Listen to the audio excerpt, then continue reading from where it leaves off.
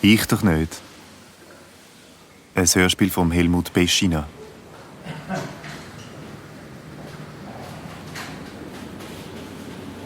In Dialekt übersetzt von der Katja Frühe.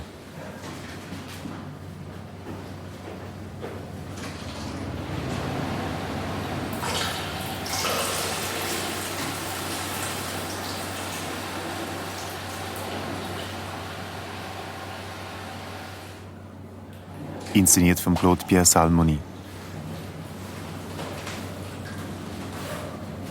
Mit dem Peter Holliger und dem Hans Schenker.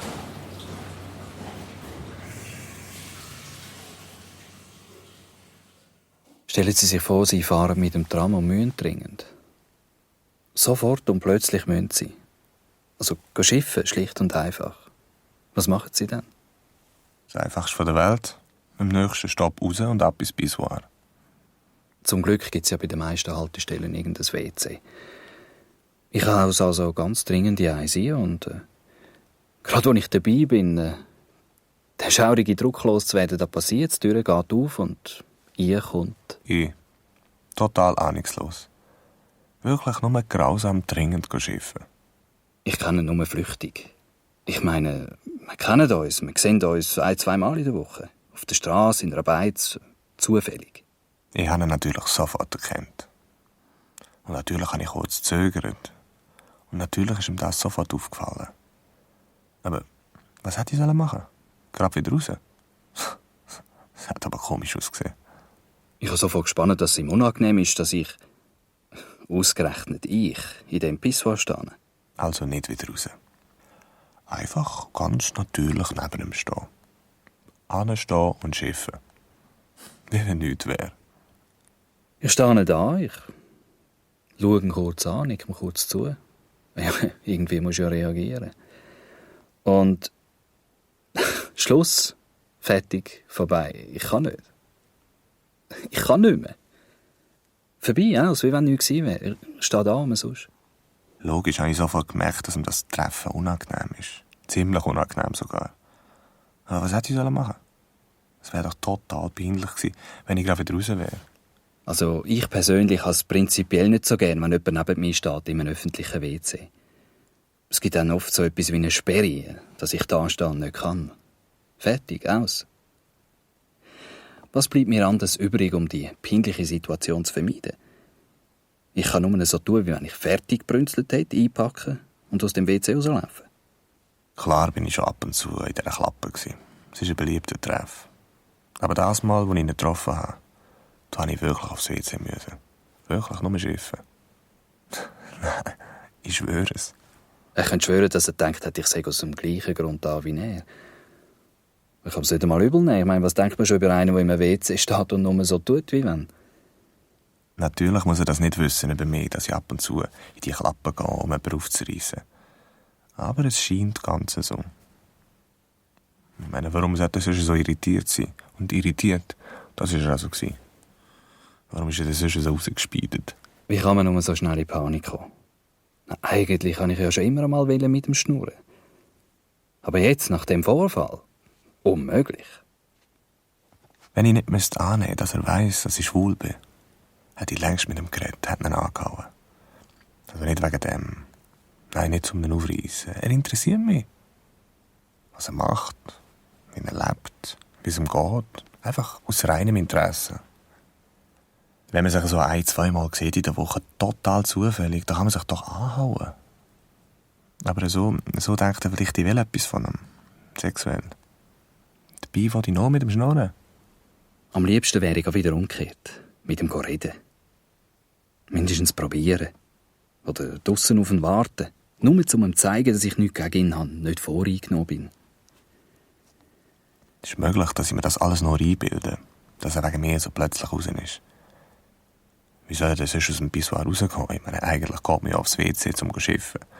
Und dann will man natürlich so schnell wie möglich wieder raus. Und dann soll man eine Unterhaltung führen auf dem Pissoir.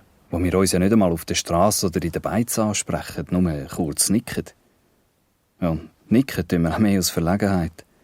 Also warum sollte man sich dann ausgerechnet in dieser Situation ansprechen?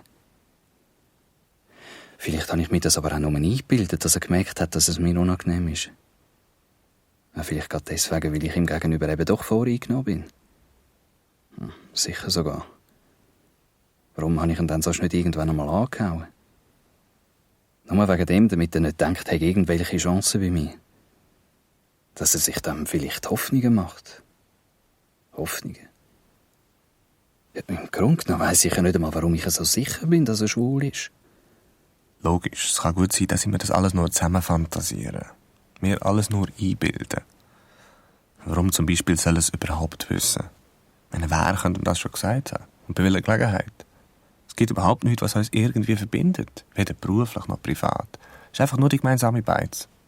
Wahrscheinlich wäre alles viel, viel einfacher gewesen, wenn ich nichts über ihn erfahren hätte. Also ich meine, ich habe mich nicht erkundigt, im Gegenteil. Ganz zufällig am Morgen, ich sitze in meinem Stammcafé und da ist er reingekommen. Ja, und irgendwie ist er mir aufgefallen. Ja, ganz angenehm eigentlich. Ja, und durch Zufall habe ich dann eben erfahren, dass er schwul ist. Ich kann mich noch genau erinnern. Das Kaffee ist nicht besonders voll. Ich hocke an einem Tisch am Fenster. Er ist mir vom Anfang an sympathisch gewesen. Eigentlich wollte ich am Nebentisch hocken, also neben sein.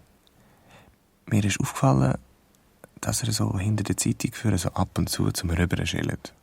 Und als ich dann erfahren habe, dass er schwul ist, da ist es natürlich klar gewesen, warum er so zu mir angestarrt hat.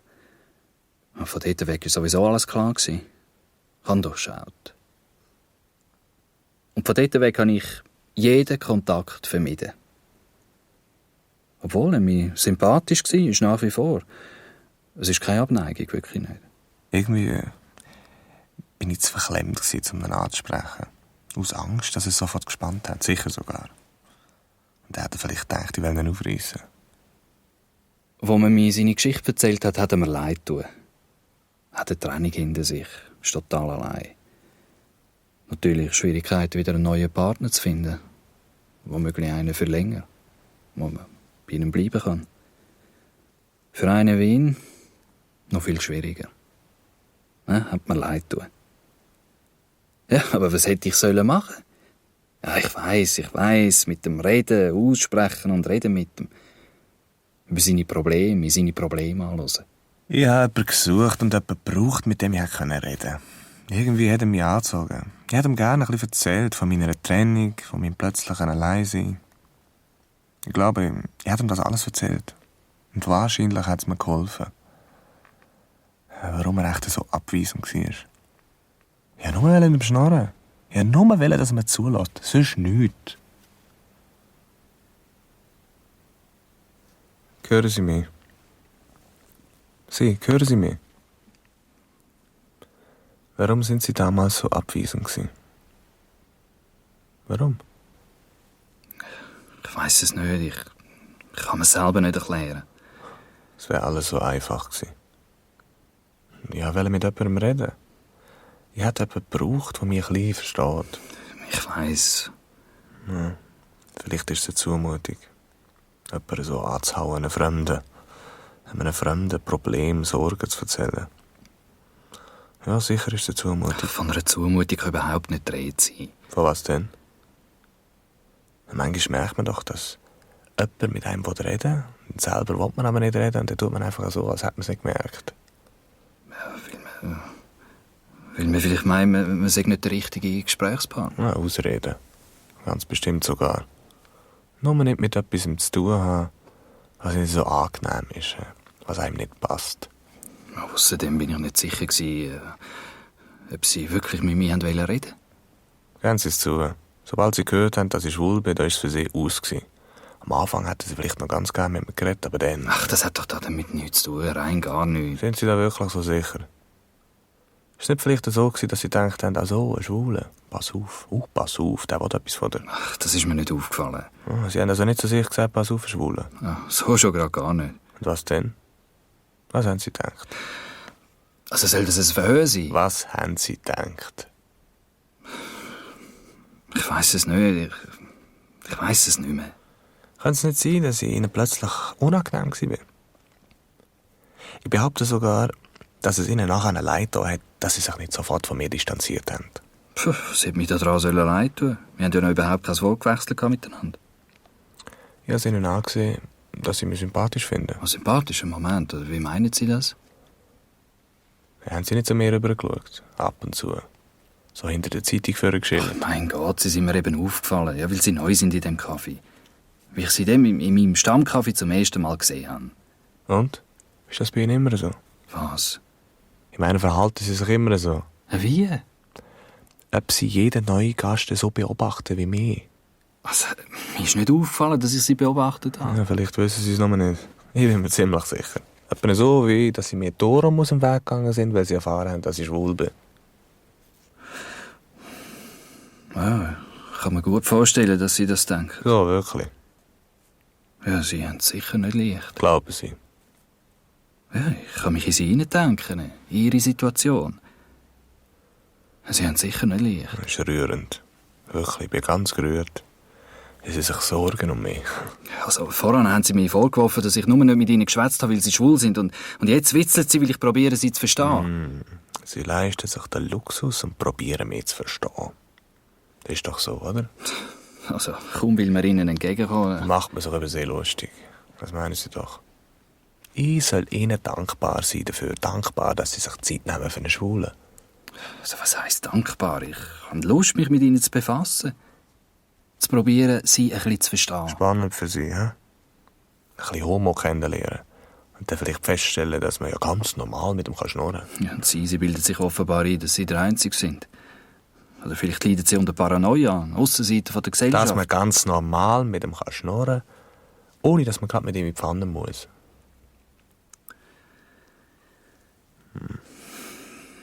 Was mich mehr interessiert, ist, warum Sie wirklich mit mir reden wollten.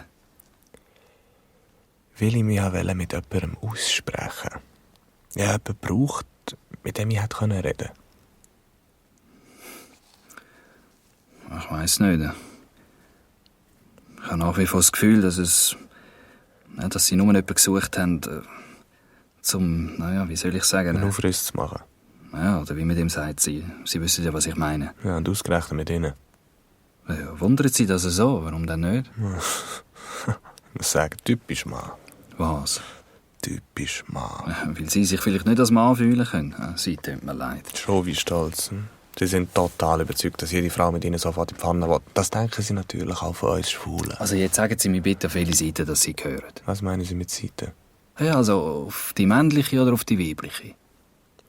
Es ist einfach so, dass ich mehr daraus komme. Verstehen Sie?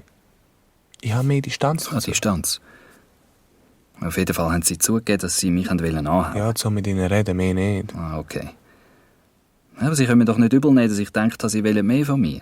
Also ich glaube, dass das einer, der schwul ist und jemand anspricht, gerade mit ihm in die Pfanne will. Ja, würden Sie das etwa nicht glauben? Und ein ganz normales, gewöhnliches Gespräch, gibt es das bei Ihnen nicht? Ja. Logisch haben dann solche Hintergedanken. Und meint, das sei der einzige Grund, warum er angehauen worden ist. Und davor haben Sie Angst gehabt. Ja, Angst ist vielleicht zu viel gesagt. Ja, es wäre Ihnen aber unangenehm gewesen. Ja, also sicher nicht wegen mir. Warum denn? Mein Gott, Sie wissen doch, wie die Leute sind. So etwas spricht sich um, vom einen zum anderen und so weiter und so weiter. Und plötzlich erfahrt es die Familie. Und davor haben Sie Angst, dass die Familie davon erfährt. Ja, so angenehm weiss man nicht. Sie glauben also, dass Ihr häuslicher Frieden durch eine solche Lappalie gestört wird? Höchstens, wenn... Höchstens, wenn was? Höchstens, dass Sie vielleicht irgendwie noch wollen. Ich meine, noch Lust haben, das kann ja sein. Also meinen Sie können mich so ins Schleudern bringen? Nein, also da täuschen Sie sich. Sind Sie da ganz sicher? Ja, absolut. Also haben Sie das Gefühl, ich würde mich sonst so vor Ihnen ekeln? Sorry, aber ich kann es nicht anders sagen. Es hat mich wirklich vor Ihnen geekelt. Also ich meine, prinzipiell habe ich nichts gegen Sie. Im Gegenteil. Sie waren mir von Anfang an sympathisch. Sehr sympathisch eigentlich. Ja, bis ich dann das erfahren habe. Und da bin ich Ihnen plötzlich unangenehm gewesen, ja? Sie haben sich sogar geekelt. Wissen Sie was? Sie haben Schiss gehabt. Sie haben ganz einfach Schiss gehabt. Geben Sie es doch zu. Möglich. Ja, vielleicht haben Sie recht. Ja, wahrscheinlich haben Sie recht. Es war mir unangenehm. Ja, ich hatte Schiss. Sie sind irritiert gewesen. Ja, zugegeben. Und wegen was wohl? Ja, weil Sie eben schwul sind. Weil ich Ihnen von Anfang an nicht egal war. Wir sind uns sympathisch gewesen. Es wäre so eine Wurst gewesen, wie ich bin und was los ist mit mir. Aber so nicht. Etwas hat sie getroffen. Sie haben sich dabei ertappt, der ist schwul und ist mir sympathisch. Und das hat sie ins Schleudern gebracht. Wahrscheinlich haben sie sich gefragt, der ist schwul und ich finde ihn sympathisch. Das kann doch gar nicht sein, das darf doch gar nicht sein. Da stimmt doch etwas nicht mit mir. Oder sie haben sich gedacht, ich muss mich vor ihm ekeln. Also das Einzige, was ich will, das ist Distanz schaffen. Und warum? Ja, plötzlich habe ich erfahren, dass sie schwul sind. Also bitte, was hätte ich machen? Ja, was hätte ich machen? Was hätte ich machen? Das einfach von der Welt ganz normal mit mir schnurren. Was glauben Sie denn, was Schwule sind? Was sind wir Schwule denn für euch? Ich weiss es nicht. Ich weiss nur, dass ich damit nichts zu tun habe. Ja, dass es mir unangenehm ist, allein schon die Vorstellung. Sie haben bis jetzt nichts davon wissen und dann plötzlich sind sie total entsetzt über sich selber. Also wenn das wirklich so wäre, dann wäre ich nie mehr in das Kaffee gegangen. Das haben sie wahrscheinlich auch wollen. Aber dann haben sie ihr Kind mitgenommen. Ihr Sohn, das war doch ihr Sohn, oder? Ach, Zufall. Zufall? Sie haben sich nur nichts überlegt. Aber sie haben sich den Schutz von der Familie zugezogen. Ich bin seit 10 Jahren verheiratet und gut, also, falls Sie das interessiert. Ja, so wie ich sie einschätze, vom ersten Eindruck sind sie ein vollkommen korrekter Mensch. Wegen dem sind sie nämlich auch ins Schleudern gekommen. Wo sie gecheckt haben, dass zwischen uns etwas war. Also bitte, was heisst, zwischen uns war etwas? Zwischen uns war nichts. Nein, es war nichts, das stimmt. Aber sie haben Schiss gehabt, dass etwas könnte entstehen zwischen uns. Ja, plötzlich haben sie den Boden unter ihren Füßen verloren. Ihre moralische Plattform. Sie hat Angst gehabt. Ich habe gesagt, ich sei irritiert gewesen. Ja, ich hätte gerne mit ihnen geredet. Als ich dann das über sie erfahren habe, da wollte ich sie nicht provozieren. Provozieren? Wie meinen Sie das? Es war doch eher so, dass ich sie provoziert habe. Also, wenn Sie es genau wissen, ich habe Ihnen durch das Gespräch keine Hoffnungen machen. Oh, das ist aber sehr rücksichtsvoll. Ja, wenn Sie es nicht glauben, stimmt. Ich habe Sie nicht provozieren. Wie soll ich sagen? Erotisch. Ich kann Sie nicht erotisch provozieren. Sie haben recht. Etwas Erotisches war schon zwischen uns. Eine Sympathie. Ja, Sympathie. Und provozieren. Ich meine, provoziert haben sie mich nicht. Das hätten sie auch gar nicht fertig gebracht. Ja, das wäre aber möglich. Das wiederum glaube ich nicht. Weil, sorry, ich habe es schon mal gesagt, sie sind nicht mein Typ. Ja, hoffentlich. Sind Sie jetzt beruhigt? Also, soll ich vielleicht traurig darüber sein, dass ich auf Schwule keine Wirkung habe? Auf jeden Fall haben sie keinen Grund, irritiert zu sein. Ich bin einfach nicht auf sie gestanden. Ja, das konnte ich ja nicht wissen. Das ist ihre Fantasie. Weil sie eben glauben, dass jeder Schwule unbedingt auf sie steht. Also zum Glück ist es also nicht so gewesen. Na gut, das hätten wir geklärt. Ja. Nur noch etwas. Warum? Was, warum? Ja, warum wirklich nicht auf Sie? Was sagen Sie? Es hat mich nur interessiert, nicht, dass Sie glauben... Warum Sie nicht auf mich wirken? Ja, nur weil es mich interessiert. Also, warum ich nicht auf Sie stehe? Habe ich Ihren Stolz verletzt? Ach, hören Sie auf. Er fragt mich, warum er nicht auf mich wirkt. Warum nicht, fragt er. Ach, hören Sie auf. Ja, tut es ihm etwa leid. Ja, tut es ihm leid. Hören Sie auf. Nicht nur auf Frauen wirken, auch auf uns, Schwuchteln und Hunde. Ach, du sollst den Latz haben. Vielleicht doch ein bisschen ausprobieren. Du kommst lange jetzt. Du? Ja, du. Erich. Wie? Erich. Du hast mich anspioniert. Es war also doch mehr gewesen. Ich verstehe nicht. Ja, warum wüssten Sie dann... Ich meine, warum weißt du das... Was soll ich wissen? Ich weiss nicht, von wo du redest. Ja, und der Geschlechtsname? Na komm, sag schon. Gruber? Erich Gruber. Wie kommst du nur auf Gruber? Ist das so besonders, wenn jemand Gruber heisst? Ja, wer heisst denn da eigentlich Gruber? Ja, wer echt? Ich natürlich. Ich heisse Gruber. Ja, und was ist mit Erich doch nicht... Ja, Erich Gruber. Was? Erich Gruber? Ja, was soll daran so besonders sein? Ja, es ist nur, weil ich auch Erich... Nein, Ihr Wort. Ja. Sie und Erich. Ja, Oh Erich. je, Erich. Und Erich. Das heisst aber noch gar nichts. Also, Sie müssen ja nicht meinen, dass ich Sie jetzt wegen dem sympathischer finde. Also für mich spielt das überhaupt keine Rolle. Das ist für mich totaler Zufall, mehr nicht. Aber Sie ja nicht, dass Sie mich durch Zufall in Schleuder bringen können. Wie haben Sie vorhin gesagt? Nachspionieren? Ich hätte ihnen nachspioniert. Ja, hätte sie dann mit dem gerechnet? Hätte sie gedacht, wenn ihnen das passiert wäre? Also ich habe jahrelang mit einem Erich zusammengelebt. Ah ja? Ja, was gibt's da zu staunen? Erich und Erich. Ja, entschuldigen Sie, ich habe ganz vergessen, dass Sie... Ja, Sie wissen ja schon. Vergessen haben sie es. Sie haben vergessen, dass ich schwul bin. Ich finde, das ist schon ein ganz gutes Zeichen. Erich und Erich. Fast wie Paul und Paula. Machst Fortschritt. Wie war es denn der mit dem Erich? Er war älter als ich. Ziemlich älter. Er war nicht leicht für ihn. Wegen dem Altersunterschied? Ja, aber nicht nur. Ja, und Sie, ich meine, hast du ihn gern gehabt? Ja. Hast du mit ihm gelebt? Ja. Ja, wie in einer Ehe. Ja, kann sein. Wie verheiratet. Ja, die haben euch getrennt. Nach 5 Jahren. Ja, fast genau 5 Jahre. Und warum? Ja, das eine hat das andere nach sich gezogen. 5 Jahre ist eine lange Zeit. Ja, Hölle, ja. Ich habe ihn überhaupt nicht mehr vertraut. Und dann war es halt fertig. Dann hast du ihn gehasst. Ja, ich konnte ihn nicht mehr anlangen. Nicht einmal mit die Hand geben. Mir war plötzlich alles eklig. Und das hat sich dann auf alles übertragen. Aufs Gespräch, auf die Art, wie er auf den Stuhl sich gesetzt hat, wie er geraucht hat, wie er gelaufen ist, wie er sich rumgeschleppt hat. Auf alles. Er war ja viel älter. Am Anfang habe ich das Alter nicht so gemerkt. Ich habe mich irgendwie geborgen gefühlt. Ich habe ihn auch spannend gefunden. Er hat so eine Begabung gehabt, irrsinnig Schönes zu erzählen. Das hat mich eben reingenommen.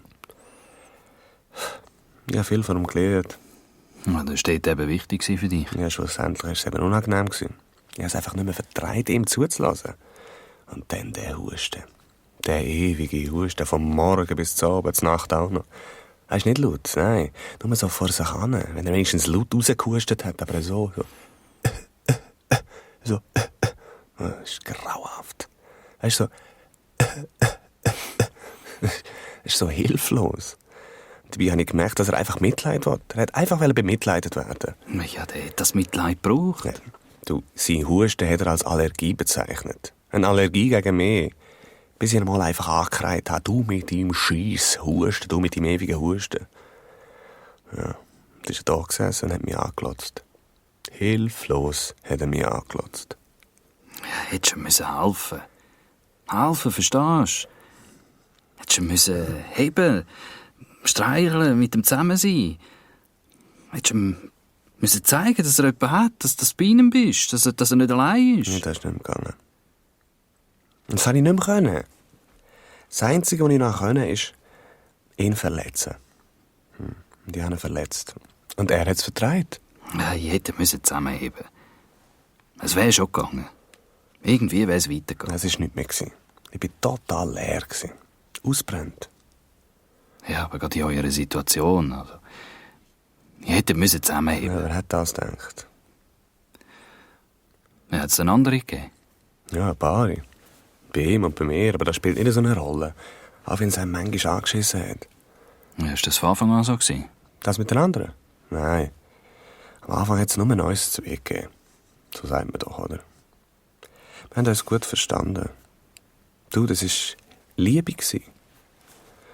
Aber dann ist er mit der Zeit immer eifersüchtiger und eifersüchtiger geworden. Einer zahlt immer. Ja, aber auf alles war er eifersüchtig. Auf meine Freunde eigentlich am wenigsten. Am meisten auf meinen Erfolg. Ja. Ja, Erfolg gehabt. Gerade in der Zeit mit ihm habe ich schaurig viele Aufträge bekommen. Ich bin Grafiker, freischaffend. Und was ist euer Beruf? Vertreter. In Büromaschinen, wie er immer gesagt hat. Die besten Gebiete hat er verloren, nur weil er das Limit nicht erreicht hat. Und der war natürlich von mir finanziell abhängig.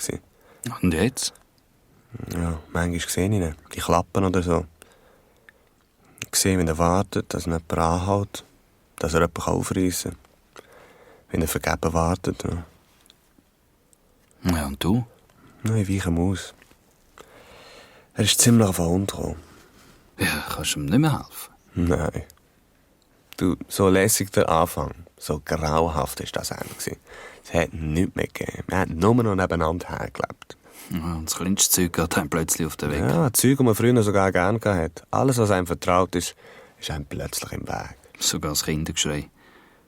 Das Kindergeschrei, das einem noch zusammengehabt hat, vertreibst du nicht mehr. Seit wann bist du verheiratet? Seit 10 Jahren. Wenn 7 Jahre vorbei sind, hat man es geschafft. So sagt man doch, oder? 10 Jahre. Das ist eine lange Zeit. Unser Kind ist 7. Wir denken fast nur an unser Kind. Wir investieren für unser Kind, wir leben für unser Kind. Wahrscheinlich feiern wir mal noch silbriges Hochzeit für unser Kind. Ja, wenn euch ein Kind dann bei euch ist. Dann ist er 22. Irgendwie von diesen Anzeigen zur silbrigen Hochzeit. Die könnt ihr ihm dann schicken.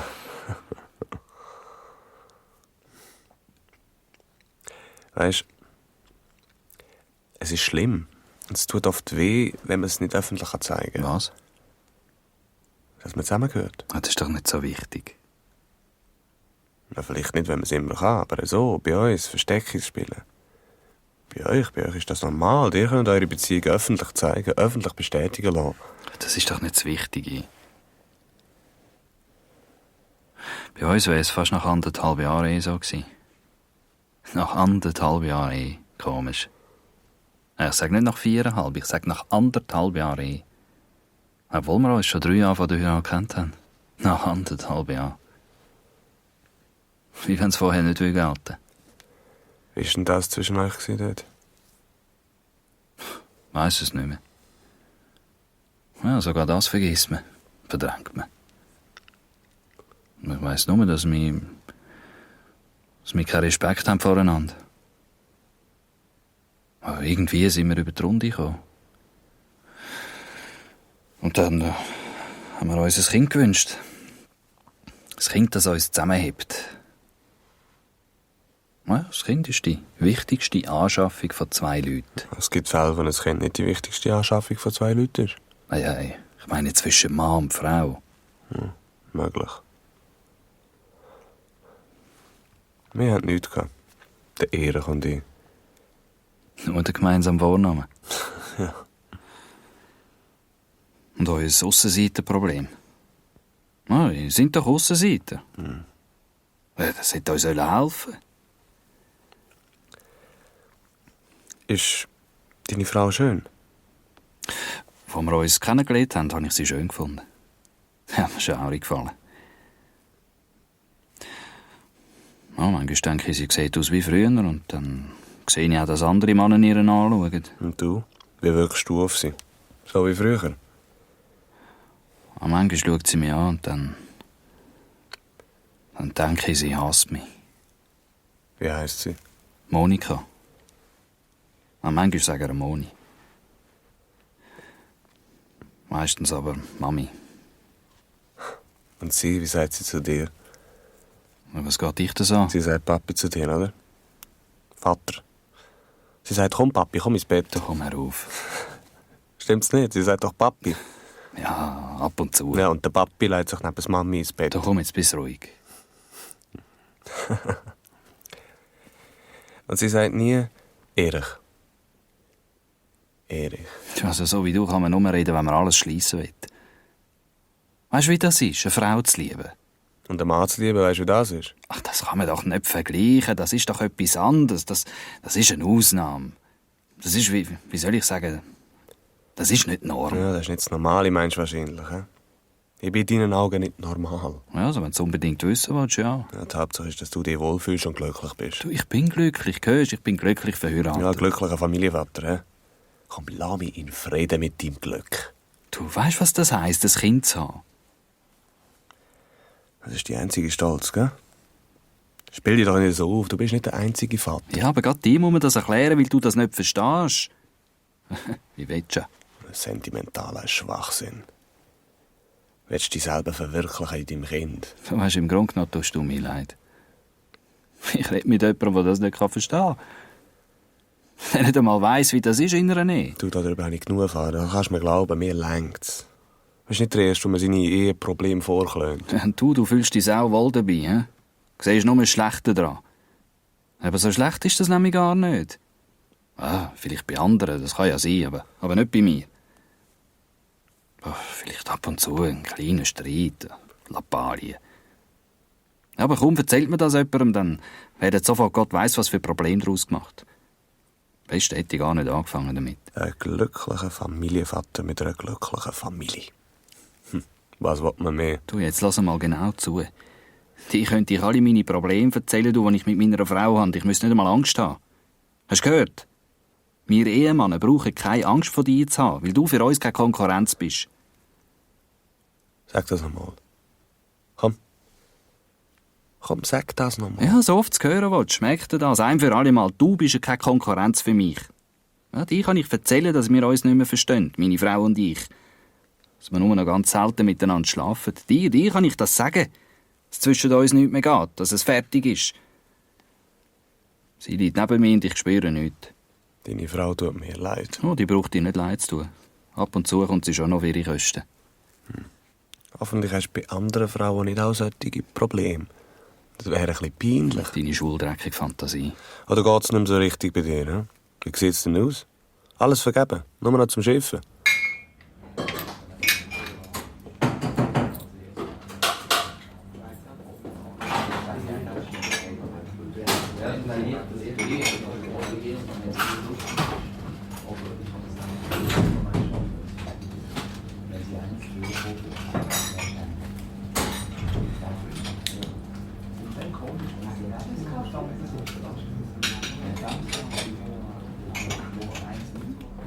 Am liebsten fahre ich übers Wochenende in unseren Garten. Gegeben von meiner Großmutter. Manchmal schlafe ich draussen im Schuppen allein auf einem Campingbett. Es hat dort einen grossen Gartenzweig, den meine Großmutter gekauft hat. Früher ist er draussen im Garten gestanden. Das Kind hat ihn gern gehabt. Wenn ich dann so da liege, dann fange ich manchmal an zu reden mit ihm. Ich erhole mich richtig dabei. Ich fühle mich nicht so beobachtet. Wahrscheinlich hat jeder so seinen Gartenzweig. Eigentlich wollte ich ihn kaputt schlagen. Ich habe es dann aber doch nicht gemacht, wegen der Großmutter. Wegen ihr habe ich ihn aufgehoben. In dieser Zeit haben Monika und ich den ersten grossen Streit gehabt. Die Großmutter war Nummer 1 in unserer Familie. Sie war eine wahnsinnige Frau. Aber sie hat alle beherrscht. Der weibliche General, hat mein Vater gesagt. Monika hat sich am Anfang gegen sie gewehrt, aber es hat ihr nichts genützt. Die Großmutter war zu stark. Also das habe ich gewusst von Anfang an. Als sie dann gesehen hat, dass sie nicht weiterkommt, dann war sie auf mich wütend. Ich oft nicht gewusst, was machen. Dass es zwischen der Monika und der Großmutter Krach gegeben hat. Ja, klar, ich habe versucht, gerecht zu sein, aber das allein schon war für meine Frau ein Verrat. Die Erich und ich, wir haben regelmässig jeden zweiten Sonntag Krach gehabt. Als dann die Großmutter gestorben ist, Monika den Garten gehasst. Es hat sich dann mit der Zeit wieder geleitet, aber rauszufahren hat sie immer noch keine Lust. Manchmal tut es mir leid, dass ich dann allein gehen muss. Und dein Sohn? Na, der hat auch keine Lust. Verstehe ich das? Im Grunde genommen, wenn ich dann draussen bin, dann bin ich froh, dass ich allein im Schuppen bin. Am freien Arbeiten tut mir gut. Ich kann mich erholen dabei. Mit dem Erich hat es immer Streit gegeben, wenn ich meine Mutter besuche. Aber was hätte ich machen sollen? Ich konnte es nicht ändern. Sie war es so gewöhnt. Ich habe sie über Jahre jeden zweiten Sonntag besucht und dann sind wir zusammen zu Mittag essen. Ja, der Sonntag ist der Tag, an dem die Familie zusammen zu Mittag essen. Die Sonntage allein sind grauenhaft. Der Erich ist immer allein daheim geblieben. Nur schon zu mir zeigen, wie arm er ist. Ich meine, er hätte ja irgendwann hergehen auf einen Besuch oder in eine Beiz. Aber nein, er ist allein daheim geblieben. Dann hat er mehr Vorwürfe gemacht. Ich konnte ihn ja verstehen, aber ich wollte meine Mutter nicht enttäuschen. Wir sind das seit Jahren so gewöhnt. Es ist nicht anders gegangen. Ich kann doch eine alte Frau nicht im Stich lassen. 2 Tage vorher schon hat sie immer angerufen, ob ich für am Sonntag den Tisch schon bestellt habe.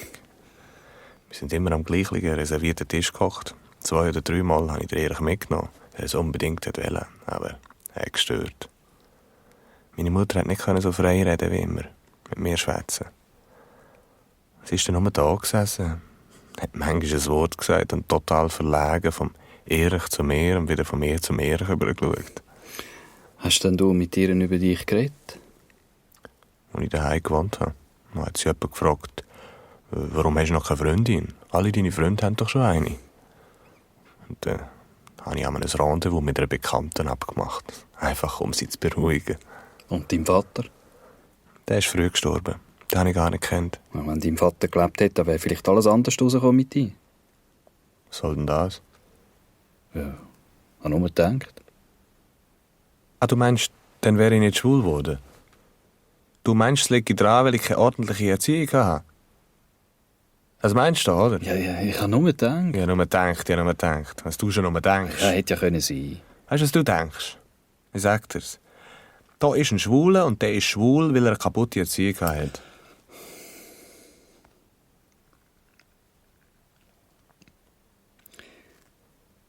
Weißt du, dass ich eigentlich noch nie mit jemandem über das geredet habe? Über was? Ja, dass ich manchmal mit einem Gartenzweig schnurre. Das kann ich verstehen. Ja, mit wem hätte ich auch darüber schnurren können?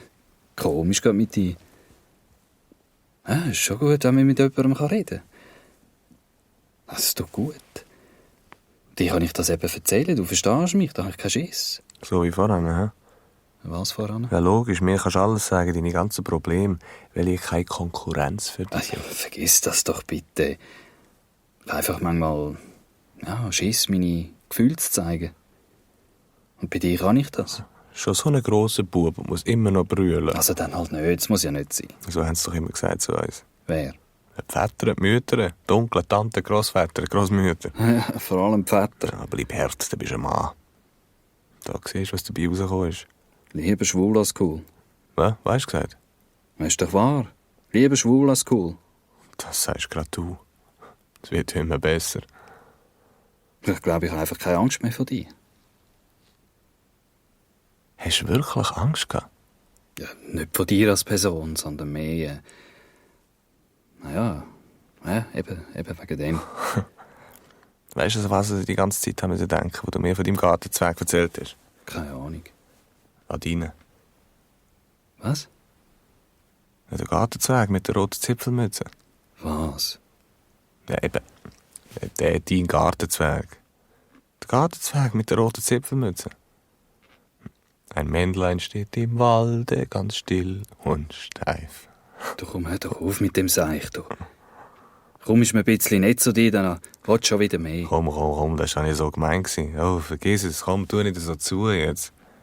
Nein, ich möchte nur nicht, dass du das vergisst. Ja, ich weiss schon. Du, nimm es nicht übel, aber ja, ich ist meine ja das okay. ernst. Du siehst okay, ist ja nur Spass gewesen. Du, also, dieser Art von Humor kann ich wirklich nichts anfangen. Geht's schon wieder los, hä? Wenn wir wieder von vorne anfangen. Du, komm, hör doch bitte auf. Du, hör auf, so zu schnurren. Die Angst musst du ja wirklich nicht mehr haben. Weißt du, dass ich es nicht so gemeint habe?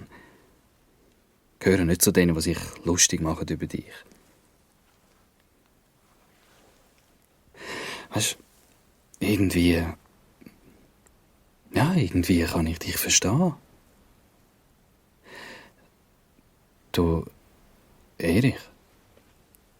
Ja. Du. Es ist schön, wie du das sagst. Jetzt hat plötzlich wieder Angst. Aber nicht wie voran. Anders. Wie fühlst du dich? Ehrlich? Es ist... Ich bin nervös. Für mich ist es auch schön.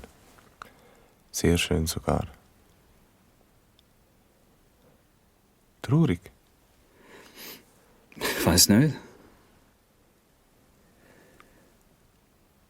Es ist wie dort. Dort? Ja, als ich das erste Mal mit einem Mädchen geschlafen habe. Also, Ich bin dort heimgegangen und habe fest daran geglaubt, dass alle sofort etwas spannend. Jetzt bin ich ein erwachsener Mann und es geht mir fast genau gleich. das ist doch schön, oder? Ja, sie wird etwas spannend. Was ich verändert bin. Ja, sie will mich fragen, was ich habe. Wo du das erste Mal fremdgegangen bist, ist dir auch so gegangen? Möglich. Ja, aber so etwas kann ja passieren. So etwas darf sogar passieren, nach ein paar Jahren eh. Und etwas mit uns nicht? Du, also mal, ich bin nicht schwul. Hast du gehört? Also ich nicht. Und da darf so etwas nicht passieren. Okay, du bist nicht schwul. Du doch nicht, ja. Aber es kann es ja trotzdem ergeben. Es kann möglich sein, dass wir uns mögen, aber ja, wegen dem muss man ja noch nicht miteinander. Ich meine, Ja, sag ruhig Bumsen dazu. ja, wegen dem muss man ja nicht bumsen miteinander. Wahrscheinlich bist du nur aus Mitleid mit mir zusammen. Nein, Mitleid ist es, glaube ich, nicht. Sicher. Ja, ziemlich sicher. Vielleicht gefällt es dir einfach. Es ist schön, dich anzuschauen. Du gut? Du bist sehr zärtlich. Wahrscheinlich bin ich dir viel zu unerfahren. Nein, es ist schön mit dir. Wirklich. Einmal ist mir etwas Ähnliches passiert mit einer Frau. Logisch. Wir haben uns jahrelang gekannt und nie etwas gehabt miteinander. Ja. Also wir haben nie geschlafen zusammen. Es war eine schöne Freundschaft. Also wie selten zu einer Frau. Und ja, dann plötzlich ist es halt passiert. Zufall. Zufall? Ja, also auf jeden Fall haben wir geschlafen zusammen. Und nicht einmal besonders gut. Wir waren beide so hilflos. Und von dort weg war unsere Freundschaft nicht mehr wie früher. Wir haben plötzlich Probleme miteinander. Schlechtes Gewissen, ja. Wahrscheinlich. Das mit uns, schieb's nicht zu lang von dir weg. Ja? Du, ich muss gehen. Ja.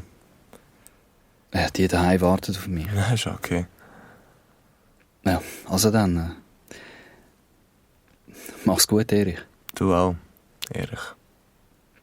Alles Gute. Dir auch.